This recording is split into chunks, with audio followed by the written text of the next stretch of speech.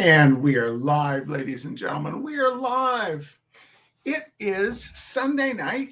It is the 30th of March, which is wonderful because that means that the Cheeto Messiah has been in office 2 months plus. So we're moving ahead.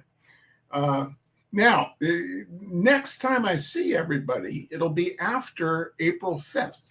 And I, for one, plan to be attending the demonstration in Bellows Falls on April 5th. Now, let me just say, going to demonstrations is deeply uncomfortable for me because you stand around and you wonder what you're supposed to be doing. And maybe you have a sign that is on cardboard and is flopping. I have decided I'm going to go and I am going to bring an American flag because it is time we take the American flag back, ladies and gentlemen. Time we take it back. And someone said to me, "Oh, you're going to get yelled at. People are going to think you're MAGA if you have an American flag." That makes me happy, ladies and gentlemen. That gives me something to protest about.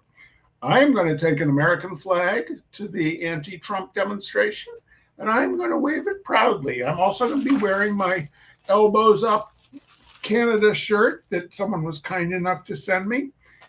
Whoever sent it, thank you so much. I don't know who it was, though. There was no acknowledgement on the package that I got. But anyway, ladies and gentlemen, I want to see you. I want to see you next Saturday out there, standing around wondering what the hell you're exactly doing, but adding our voices to the people who are disturbed at the systematic dismantling of the American democracy. With that political screed out of the way, hi, Betty Sue. Anybody who's watching, comment, say hi, and maybe I'll say hi if I can't figure out. With StreamYard fights with Faceplant, so sometimes people watching on Faceplant, the comments don't show up, but if they show up, I'll say hi back. And I see Betty Sue is watching, and see Betty Sue, I am wearing that T-shirt. The caps have been achieved, but I think Charbonneau has given up in disgust and has gone upstairs to sleep. So we may see cats, we may not. We've got wood stove going. Wood stove is nice. Wood stove is nice on a cold, rainy Vermont night. Oh, there's my very, very tall cousin and Artist Corwin. Hi, Artist. Anyway, welcome, everybody. And tonight's reading, and Terry Hudson, ladies and gentlemen, she travels from St. Louis to Indianapolis without even thinking about it in order to see John Gorka. But who wouldn't travel from St. Louis to Indianapolis to see John Gorka? Tonight's reading, ladies and gentlemen, is What Are Little Boys Made Of? From Robert Benchley's Benchley or Else. Did you know that you have enough resin in your system to rub up 100 violin A strings, or enough linoleum to carpet 2 medium-sized rooms without bath? You're probably not aware of these valuable properties lying dormant in your physical makeup, yet scientists tell us that they are there. As you all were taught in school, our body is made up of millions and millions of tiny particles called the solar system. These tiny particles are called eons. And it would take one of them 15 million years to reach the sun if it ever broke loose and wanted to get to the sun. Well, anyway, these millions and millions of tiny particles are composed of hydrogen, oxygen, iodine, phosphorus, Rhode Island, and Connecticut. There is also a blue plate dinner for those who do not like iodine. The action of all these elements sets up a ferment, C2HN4, or common table pepper, which sometimes ends in digestion, but more often does not. If any one of these agents is lacking in our makeup due to our having dressed in a hurry, we say we are, quote unquote, deficient, or perhaps, quote unquote, we feel awful, end quote. Even with everything working, I don't feel so hot. It is only recently that doctors have discovered that we have many more elements in our systems than what was originally thought. Whether we've always had them and just didn't know it, or whether they were brought there and left by some people who wanted to get rid of them, has not been decided. They tell us that the average 170-pound body, and a very pretty way to phrase it too, contains enough carbon alone to make 9,000 lead pencils. Not one of them ever sharpened, probably. Another item which the doctors tell us we have in abundance is hydrogen. Quote, enough in excess, they put it, to fill about 100 child's balloons, end quote. Well, now there's a pretty picture for you. As if we did not have troubles enough as it is, we must go about with the consciousness that we have the makings of 100 child's balloons inside of us, and that under the right conditions, we might float right out of our chairs and bounce against the ceiling until pulled down by friends. And there's the picture, ladies and gentlemen. There's the Glyas Williams picture of Mr. Benchley floating above his chair, smoking a cigarette and having a refreshing beverage. Thinking of ourselves in terms of balloons, lead pencils, whitewash. Oh, we have enough lime in us to whitewash a chicken coop, says one expert. And matches.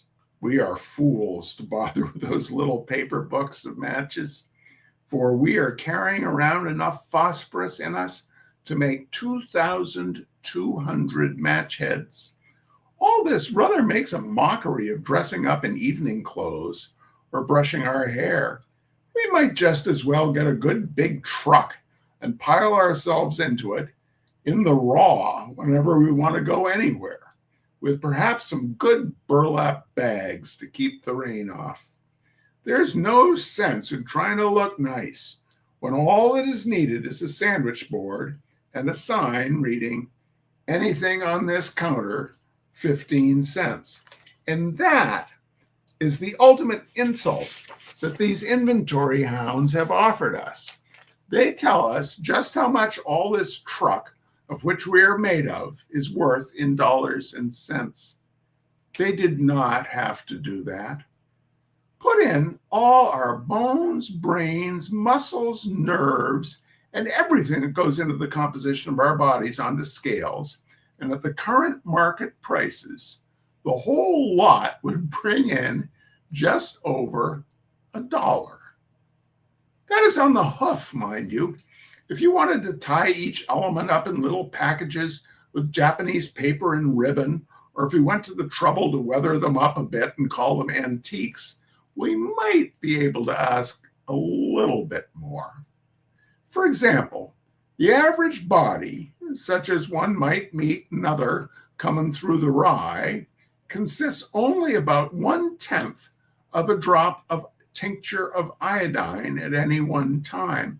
And 1/10 of a drop of something, and 1/10 of a drop would hardly be worth the dropper to pick it up in for the retail trade.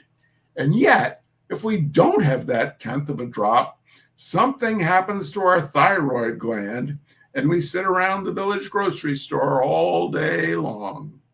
Or to our pituitary gland, and we end up wearing a red coat in a circus billed as Walter the Cardiff Behemoth, twice the size of an ordinary man and only half as bright. I don't see why scientists couldn't have let us alone and not told us about this. There was a day when I could bounce out of bed with the larks.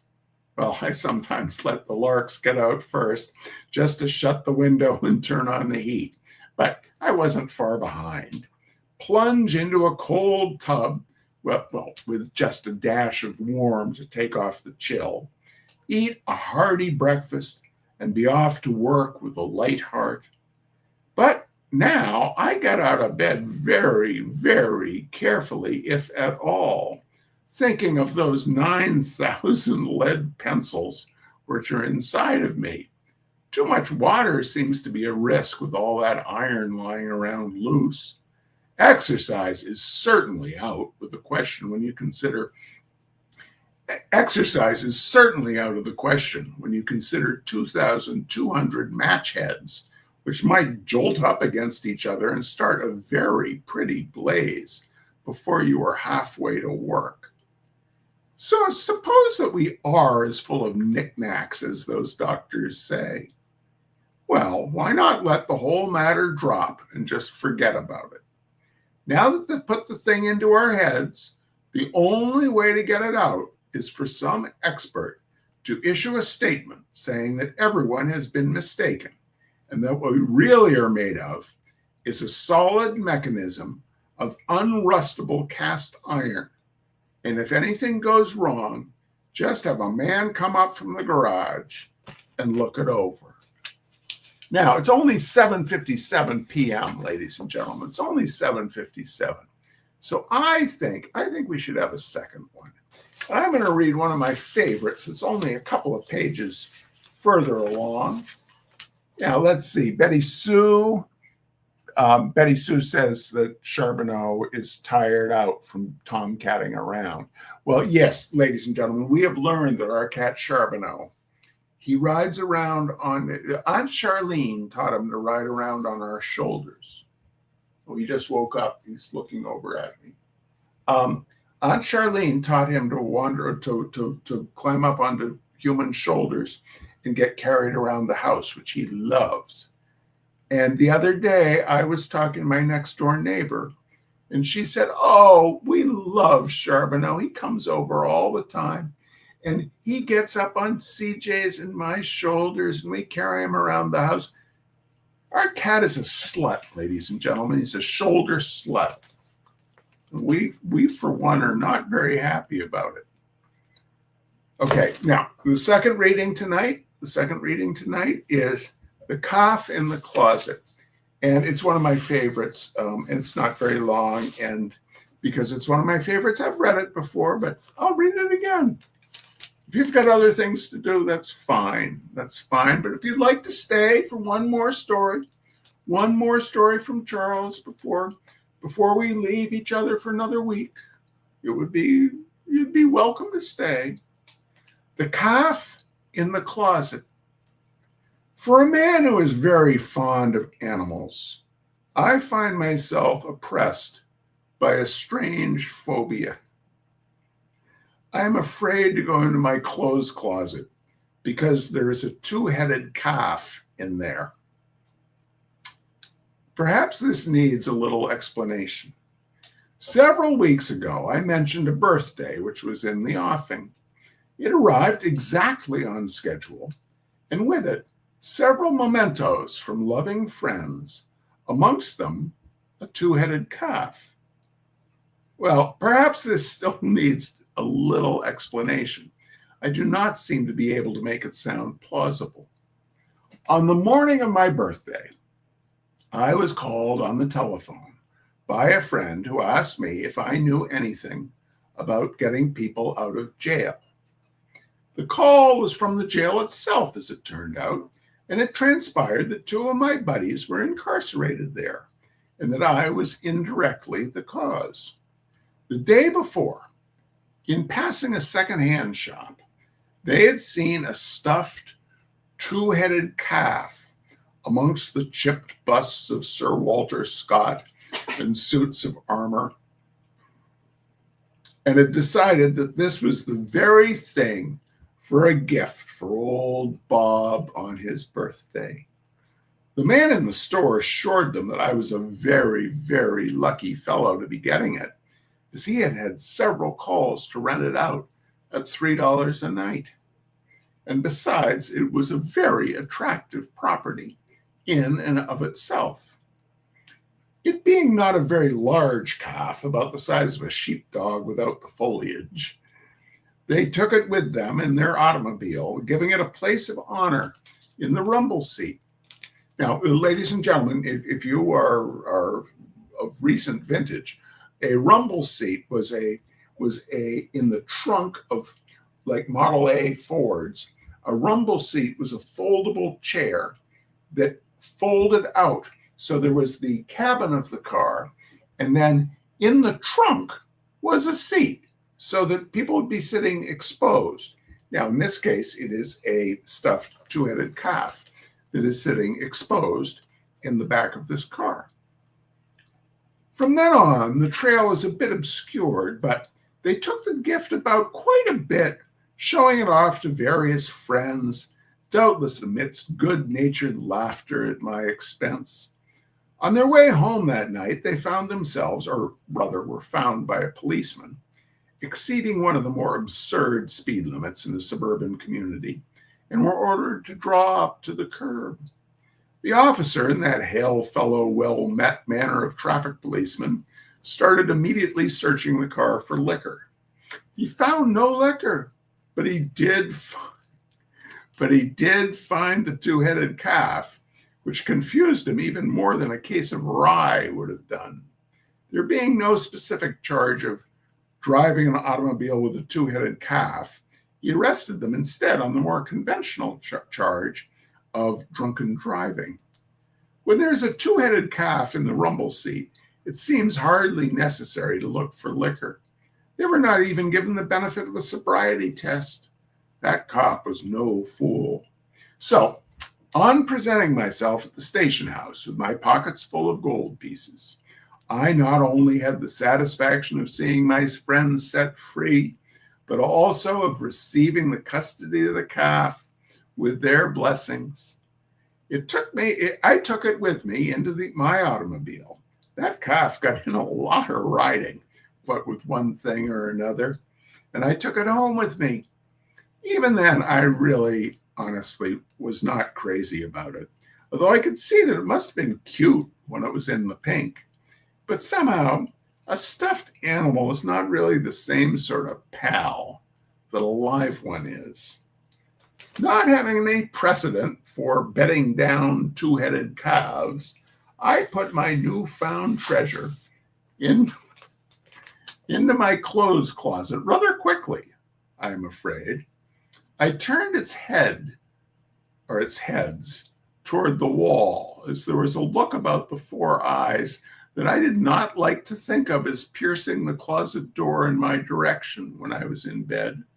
And then I shut the door and I tried to forget. But forgetting has not been easy. If I had left the thing out in the room where I could see it, I might have gotten up the courage enough to take it out someday and get that $3 rental on it. But not being able to see it, yet knowing that it is in the closet, so quiet, so static, with its tail turned toward me, has gradually got on my nerves. I have a feeling that it is turned around by now and is waiting heads on for me to open the door, and I cannot bring myself to even take a peek. A peek would be even worse than a bold sally into the closet. I've now worn the same suit for 9 days, and with the cool weather coming on, I'm going to need a change pretty soon. But with the passing of each day, the terror grows stronger. And I have now reached the point where I circle even the vicinity of the closet on my way in and out of the room. And here's the picture, ladies and gentlemen. Here's Mr. Benchley circling warily the closet door. It is definitely beyond my powers to open that door. And what is more, I do not want to be anywhere near when someone else opens it. I, who a short time ago even doubted the existence of such a thing as a two-headed calf, am now reduced to a craven Frankenstein by the very proximity of one. I did not really create the monster. That took a trickier hand than mine, but I did bail it out of jail. So, anyone who feels the need for a stuffed two-headed calf may have one by calling at my room someday when I am out and opening the first closet door on the left. And even with the calf gone, I shall never, ever feel the same about that closet again. All right, ladies and gentlemen. All right, that brings us to the end of tonight's Benchley reading. We will see you after April 5th, where you are going to go out and stand up for democracy, right? Right. All right, to take us out, ladies and gentlemen, the unidentified ungulate in the can is ready to go with a very, very, very long list. And those of you who have other things to do, feel free to go do them. All right, you ready?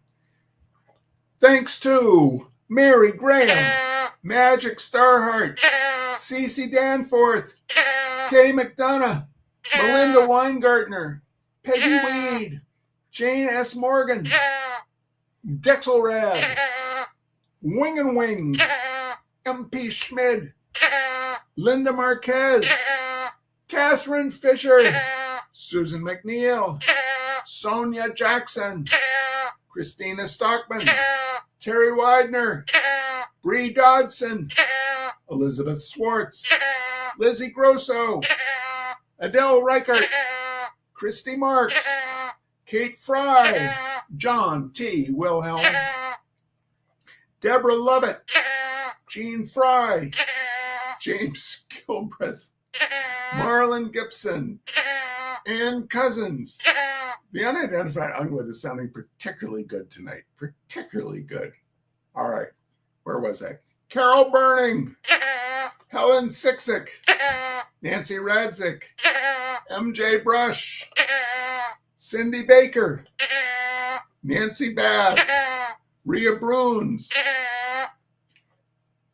Jeb Hart, Busy Graham, Nancy Flanagan, Susan McCullough, Kathleen Bartlett, Sharon Allen, Sandy Lake the Beach Daniel, Scott Jones, Susan Dalton, Jimmy Malley, how many more? Nancy Teagarden Weidenbeck, David Erlanger, Mike Steele, Bob Manning, Don Anderson, Lincoln Payne, Sue Kibbe, Laura Brown, Martha Rowley, and out there in Pittsburgh, Pennsylvania, where the cotton grows tall and all goes well, my very, very, very tall cousin, Mr. Gnat Hunter, his wonderful wife Elise, and their wee little dog, Ginger. Take good care, everybody. See you next week. Bye-bye.